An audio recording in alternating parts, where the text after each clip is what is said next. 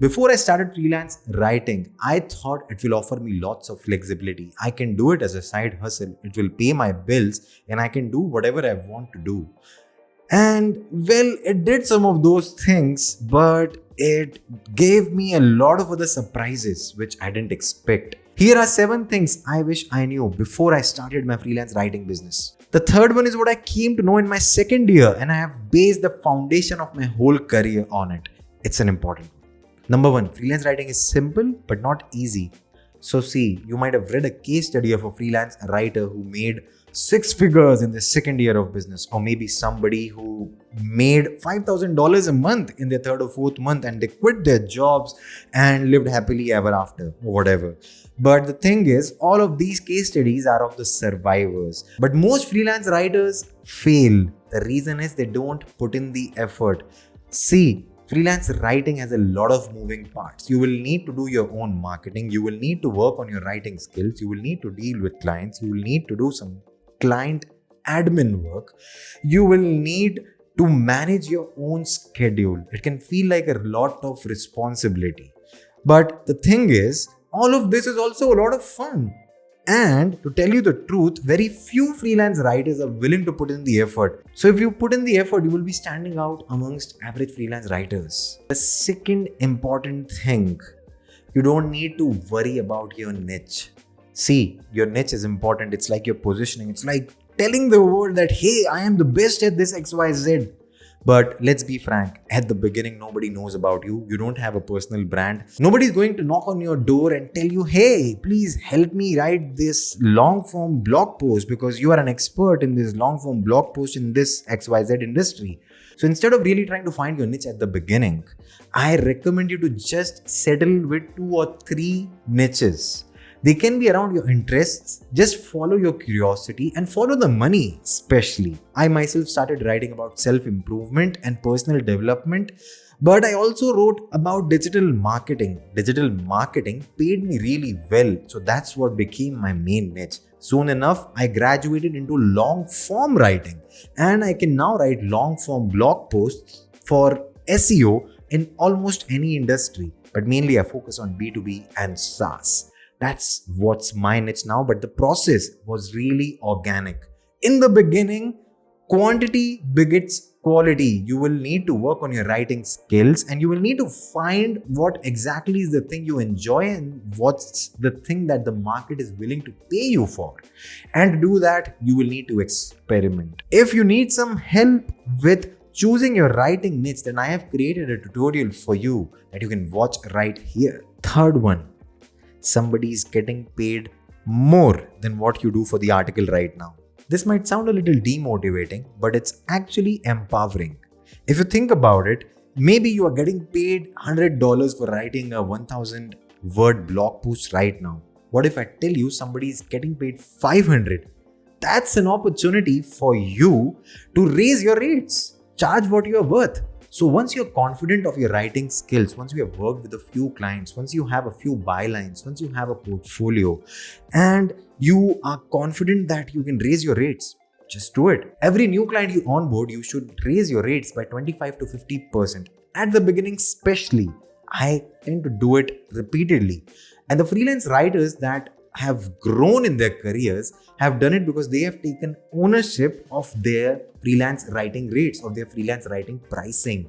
You see, it's a free market. So you have to charge what you're worth and you have to find the clients that can pay you better rates. Now, it's pretty obvious that the affiliate marketer or a solopreneur who hired you for writing a blog post at $100 is not going to pay you $500. It's a mindset shift. So you will need to find bigger companies that can find more value, that can extract more value from your writing. It's your responsibility. It's empowering, but it can be a little scary in the beginning. You can see it as you like. I always liked the brighter side of it and kept raising my rates to upwards of $1,000 per post.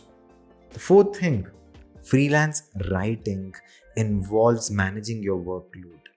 It is tricky by itself, especially at the beginning. Why? Because it's hard to say no to a new client. Well, soon enough, you might have a lot of incoming leads, and to say no to money, it's just hard. And well, to sit in your pajamas all day long on your laptop is cool, but there's no distinction between your personal and professional life. Soon enough, you might be working on weekends, working after 6 p.m., 8 p.m., when all of your family members or friends are around, and you could have no constraint on your work life. That could be rather hampering. People don't even tend to like traveling and working together. It depends on you. But that flexibility can also lead to burnout. So you need to be really strict and disciplined. You will need to build this muscle simultaneously and proactively take care of your mental health, because it can be really troublesome. It's not all dark and sad though. You can manage your workload by having better paying clients. And to do that, you have to just raise your rates and keep growing, keep moving in your freelance writing journey. The fifth thing, freelance writing is not going to judge your writing skill set. You may be reading Shakespeare right now. You may have a great refined taste in literature. You may do poetry. All of these things, your artistic abilities, are not going to be judged while running a freelance writing business. Freelance writing business is actually creative entrepreneurship, and you will need to take ownership of your leads, of dealing with clients, of finding out the people who can pay you for your writing. To tell you the truth, even mediocre writing can get paid well if it's marketed well. If your pitch is persuasive, if you're reaching out to a sufficient number of people and getting your freelance writing business in front of sufficient people, you can get paid well. So it's not going to be a one-on-one relationship between your writing skill set, your literature prowess, and your freelance writing business success. A related pointer number 6, it's not about grammar. Well, grammar is compliance when you get into freelance writing. I myself have experienced at least 2 failures. I am an English as a second language speaker. When one of my clients found grammar mistakes in my writing, they gave me a warning. They asked me to correct my mistakes. I didn't do it. And so I lost a multiple $1,000s per month worth of contract with them. Similarly, I had a job for $1 billion company. I was applying for the position of a WordPress writer. I did a really great job writing a 4,000 word article, but it had some grammatical errors. Well, the position was for a senior leadership role. And when I asked for feedback, the first thing I was told was there were grammatical issues in my writing.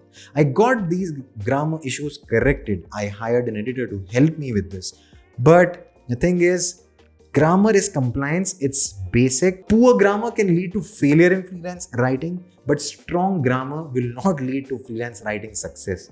You will still need to do all of the other things that I've talked about to be successful as a freelance writer. It's running a business, it's marketing yourself, it's selling your skills. The last thing, freelance writing can get really lonely. I myself never connected with working on a desk job. I didn't like sitting in a corner in a room and just doing whatever I want to do for the rest of the day. The flexibility is nice, but I love interacting with people. I love meeting new people. I love going out. Freelance writing offered me none of these, at least in the traditional sense. So I always have had friends, family, communities, some kind of hobbies or alternative careers with me to support me in my journey. I recommend the same to you, because if you're just going to sit in front of the laptop for 8 hours, 10 hours in a day, maybe even more sometimes when you have long days, it can get really tiring. Have somebody to cheer you up. Have somebody that you can talk to. Don't ruin your professional career because of being in such a lonely kind of pursuits. You can even plan going to content marketing conferences or different kinds of conferences in different industries where you can meet people. You can go out and keep meeting your friends and family. But I recommend you to definitely have something outside of this, because it can get really lonely. Hope these things help you in your freelance writing journey. I know some of these things can scare you, but to tell you the truth, I wouldn't change my decision even if I go back in time. I love freelance writing. I think it offers a lot of flexibility and you can use it as a springboard to go into different kinds of career. So I recommend you to start freelance writing today. And to begin, you can watch my tutorial on how to become a freelance writer right here. Get started right now.